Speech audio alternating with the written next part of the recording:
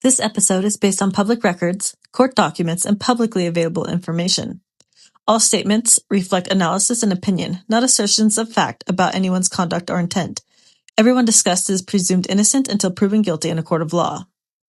Now, let's dive into something a little deeper. 2 men, 2 misdemeanor stalking cases, 2 warrants, 1 magistrate. But one of them walked to the jail on his own terms, and the other was taken there in handcuffs. Today we're not asking a complicated question. We're asking a human one. Why was Reed Hyken treated so differently? This is Delta Deep Dive. Now let's get into the $25,000 question. This episode isn't about politics. It's not about who supported who or who stood where in a local dispute. This is about fairness, about process, about the quiet decisions that shape a person's life long before a case ever reaches a courtroom. Because in Delta County, 2 men were charged under the same law, misdemeanor stalking, but the justice system handled them as if they lived in 2 different realities. And the difference wasn't subtle. It was unmistakable. Today, we're going to walk through these differences, slowly, carefully, step by step. Because sometimes the truth isn't in the headline, it's in the timeline. Let's start with the paperwork. Because paper doesn't lie. Paper doesn't exaggerate. Paper doesn't have an agenda. Paper just records. On March 28th, Magistrate Lockhart signed a warrant for Reed Hyken, a single misdemeanor charge, stalking. The moment that signature hit the page, the wheels started turning. The warrant was executed almost immediately.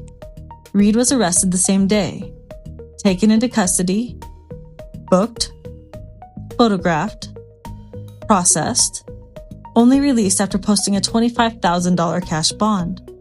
There was no delay, no grace period, no chance to walk in voluntarily, just a warrant, and then a knock at the door. Now let's look at Paul Mason. His warrant, also signed by Magistrate Lockhart, was issued on December 6th. But Mason wasn't arrested that day. He wasn't picked up. He wasn't booked. He wasn't photographed. He was allowed to turn himself in 6 days later, on December 12th. No mugshot, no immediate arrest, no public humiliation, and here's the part that matters most. Paul Mason had 2 charges. Count 1, stalking. Count 2, cyberbullying. 2 charges. More serious allegations, more potential penalties. Yet he was given the time, space, and dignity Reed wasn't. Now, let's talk about bond. Bond isn't just a number. It's a message. It tells you how the system sees you, how dangerous it thinks you are, how much it trusts you to come back. Reed's bond? $25,000 cash for 1 misdemeanor. $25,000 for a charge that carries a maximum penalty of 1 year in jail or $1,000 fine. Mason's bond? $1,500 for 2 misdemeanors, stalking and cyberbullying.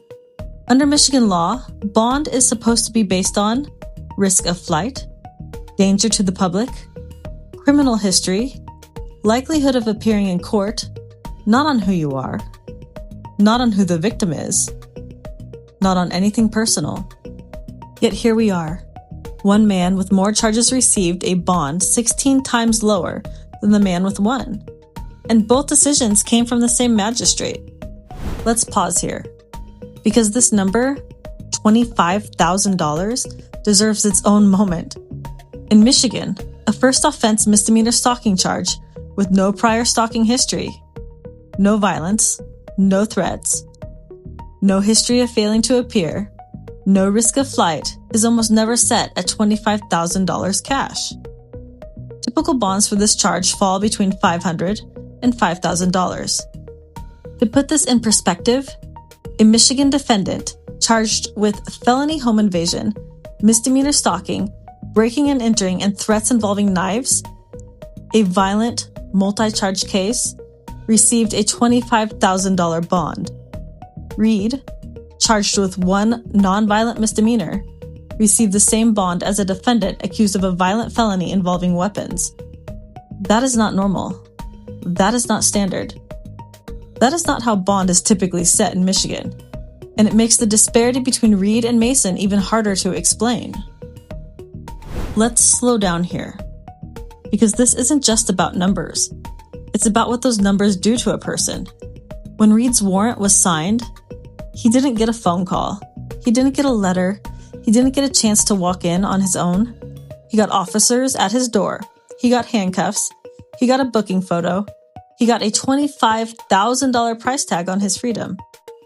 And he got all of that for a misdemeanor. Meanwhile, Mason, facing 2 charges, got nearly a week to prepare. He walked in on his own schedule. He avoided the mugshot. He avoided the public spectacle. He avoided the immediate shock of arrest. 2 men, 2 cases, 2 completely different experiences. And the difference wasn't written in the law. It was written in the process. Before we go any further, it's worth taking a moment to talk about what a magistrate is supposed to be. Because in Michigan, magistrates aren't just court staff. They're judicial officers. They're entrusted with enormous power. The power to issue warrants, set bond, and make decisions that can change someone's life in an instant. And with that power comes a standard. Magistrates are expected to be neutral, professional, respectful, detached from personal conflict, careful with their words, measured in their conduct.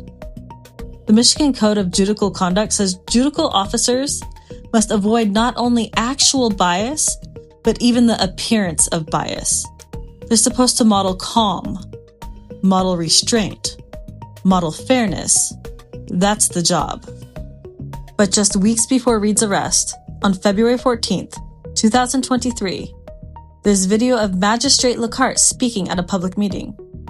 And what you're about to hear isn't calm, it isn't measured, it isn't neutral, it's rude, it's condescending, it's personal, and it's coming from the same judicial officer who'd be signing warrants and setting bond just weeks later. Thank you. Gina Lockhart, Wells Township. I have worked very closely with Emily DeSalvo in the past. She is nothing but ethical. She was extremely qualified, and it is a shame that she was let go. The way this meeting was ran tonight was laughable. You know, we're just going to table this, we're going to table that. You appointed somebody who you did not even know her last name.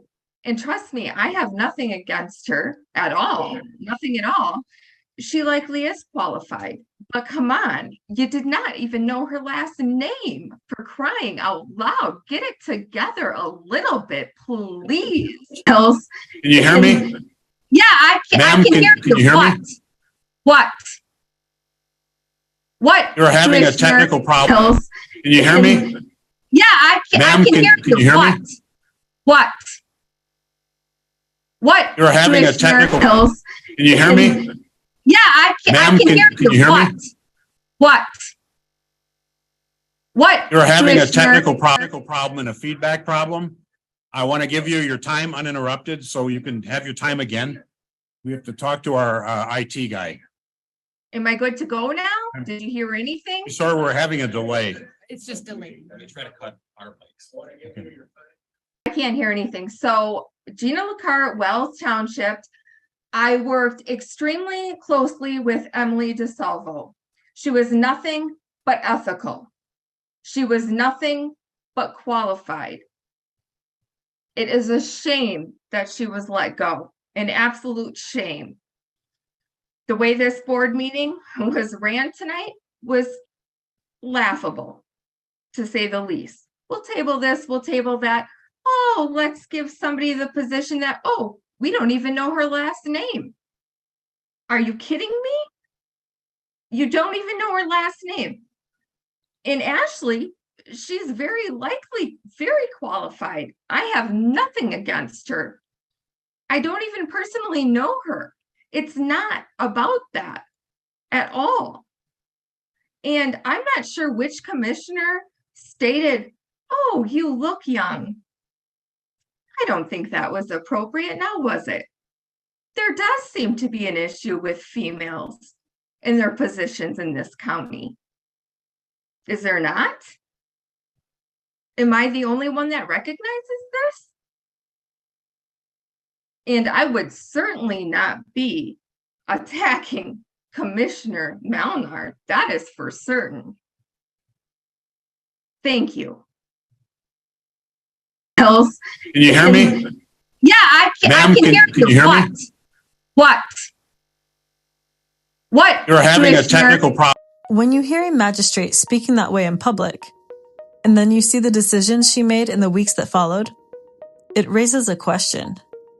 Not a political question, a procedural one, a fairness question. There's one more piece of context that matters here, not politically, but structurally. Before Emily DeSalvo became the county administrator, she served as a district court administrator. That means she worked inside the very court where Magistrate Lacarte worked that day. They weren't strangers. They weren't distant.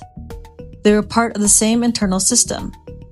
So when Kelly, the complaining witness in Reed's case, forwarded her complaint to Emily, and when Magistrate Lacarte, an open supporter of Kelly's, signed Reed's warrant and set his bond, it wasn't happening in a vacuum. It was happening inside a network of long-standing professional relationships, inside a courthouse ecosystem where people know each other, trust each other, and protect each other. This isn't about politics. It's about proximity. It's about institutional loyalty. And it's about whether the process that unfolded for Reed was as neutral as the law requires. So we're left asking, why? Why did one man get the harshest possible version of the process, while another got the gentlest? Why did one man get a $25,000 bond, while another got $1,500? Why did one man get immediate arrest, while another got 6 days of grace? Same court, same magistrate, same statute, different worlds. And when the system treats two people so differently under the same law, that's not just a clerical issue. That's not just a coincidence. That's not how it goes. That's a problem. Because fairness isn't just a principle. It's a promise. A promise that the justice system will treat people equally, even when the charges are uncomfortable, even when the stories are messy, even when the community is watching. And when that promise breaks, people get hurt. This episode isn't about politics. It's about fairness. It's about consistency.